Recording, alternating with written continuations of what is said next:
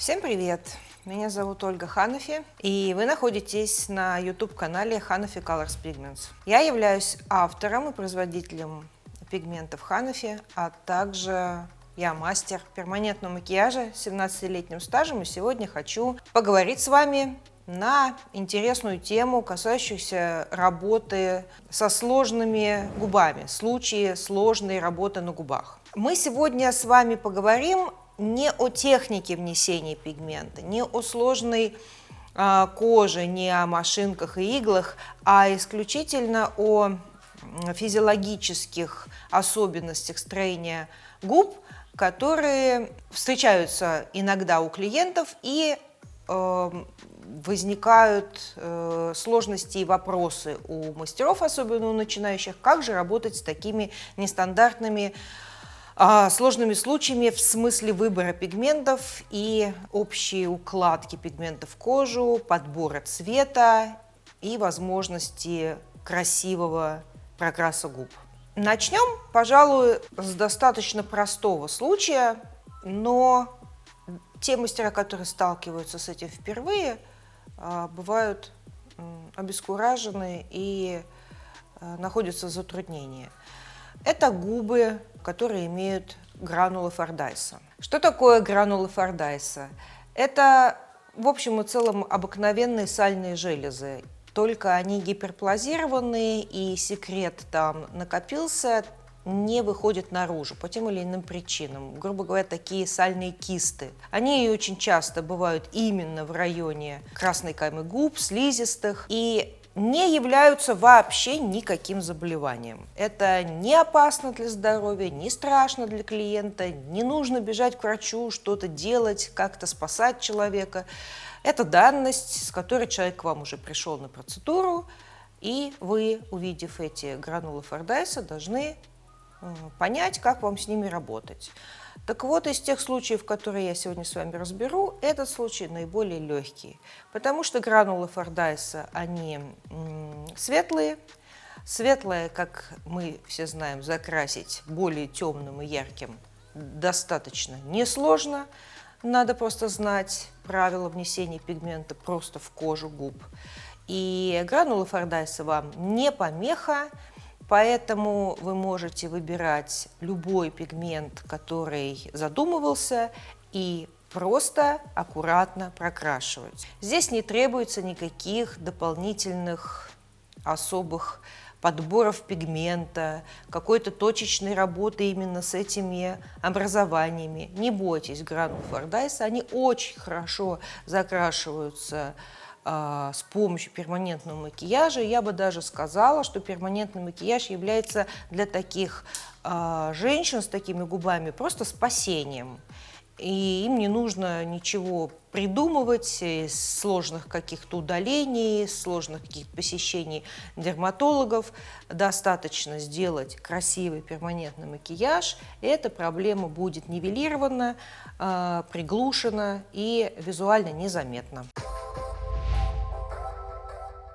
Итак, разберем второй случай. Он тоже касается именно природных явлений в коже губ, с которыми мы можем столкнуться и затрудниться с подбором пигмента и с решением о том, как эту проблему преодолеть.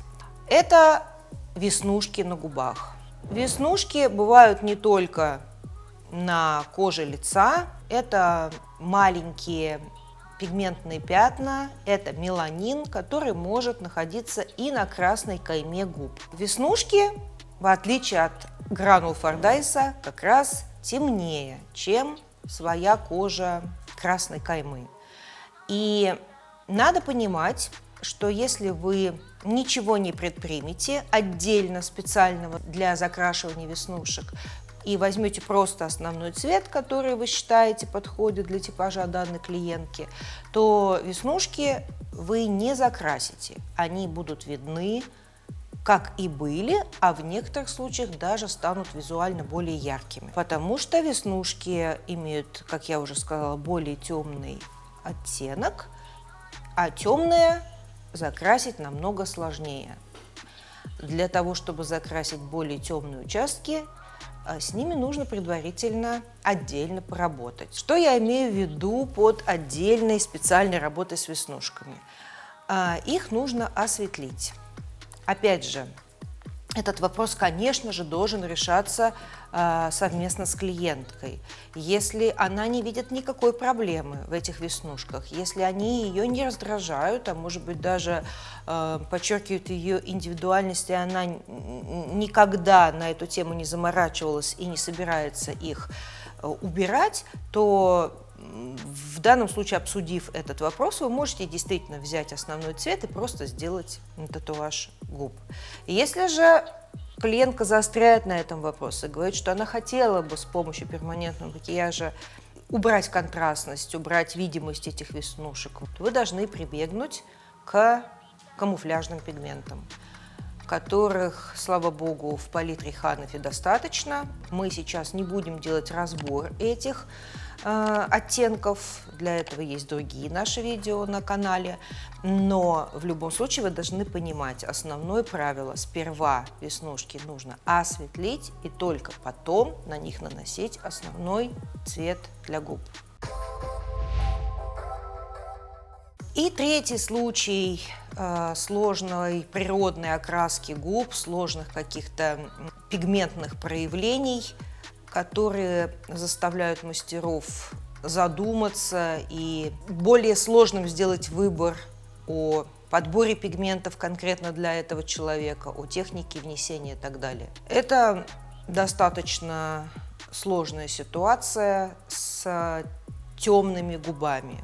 Что я вкладываю в понятие темные губы? Это либо этнические губы, губы, которые бывают у азиатских женщин, у арабских национальностей, у африканских, губы, которые имеют большое количество меланина внутри, губы коричневые, коричнево-серые. Такие губы очень сложны в работе. Я сейчас расскажу, какие есть варианты и как справляться с этой задачей. Также в темные губы я отношу более такую европейскую вариацию этого всего дела. Это губы сосудистые.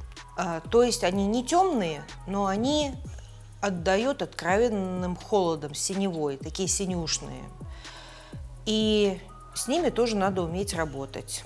Причем подход к сосудистым губам, холодным, синим, и к меланиновым, темным, в общем-то, разный.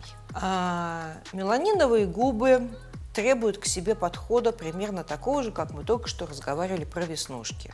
То есть меланин нужно прикрыть, нужно осветлить, нужно подтеплить. Одно лишь подтепление с помощью, как правило, мы для таких вещей используем оранжевый корректор, оранжевый цвет.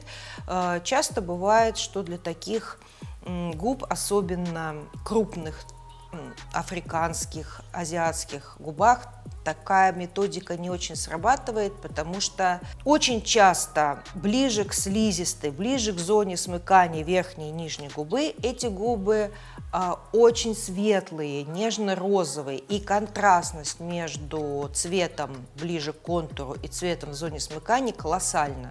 Поэтому если вы просто подтеплите, одновременно делая, естественно, эту темную зону меланиновую более яркой, то вы потом с огромным трудом, скорее всего, без нужного вам результата будете закрашивать светлую кожу в центре губ, и сравнять цвет навряд ли сможете. Поэтому при такой большой контрастности нужно темные части тоже осветлить с помощью камуфляжного пигмента. В данном случае желательно просто белого цвета, скорее всего. Или в нашей палитре есть еще номер 3, нежно-нежно-бело-розовый. Тоже может подходить для таких работ. Сперва немножечко осветлить, тем самым сравняв хоть как-то эту темноту с центральной светлой частью.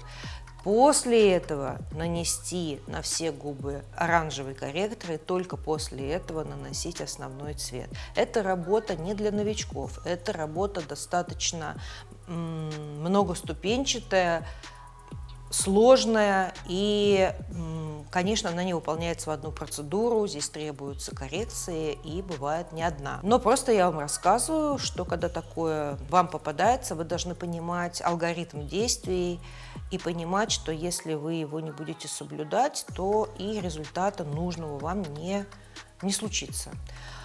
Что касается губ, допустим, азиатских, например, Корея, Китай, Казахстан, там часто бывают губы просто такой как бы серо-коричневого цвета, и у них нету яркой такой розовой, светлой серединки. Они просто темные, и тут намного проще в работе поступать можно, используя только лишь подтепляющий оранжевый пигмент. Потому что, как правило, кожа у этих женщин в этих регионах светлая, не такая меланиновая. Губы они любят контрастные, не боятся ярких оттенков, даже их любят, им они идут. Поэтому, если здесь вы полностью губы подтеплите оранжевым корректором, уберете эту серость, коричневость, то после этого на эту подложку из оранжевого корректора можно легко положить любой яркий цвет, и такая процедура будет даже за один раз иметь классный результат. Нужную яркость вы добавите на коррекции, но здесь вот механизм работы, алгоритм намного проще и понятнее. Третий сложный случай, о котором я хотела сегодня рассказать, касается европейских губ. Европейские губы часто бывают сосудистыми и выглядят холодными. Это уже не связано с меланином, это связано исключительно с близко расположенными сосудами. Зона губ вообще достаточно сосудистая у таких женщин, у которых прям губы производят впечатление синюшных. У них сосуды очень близко, их очень много.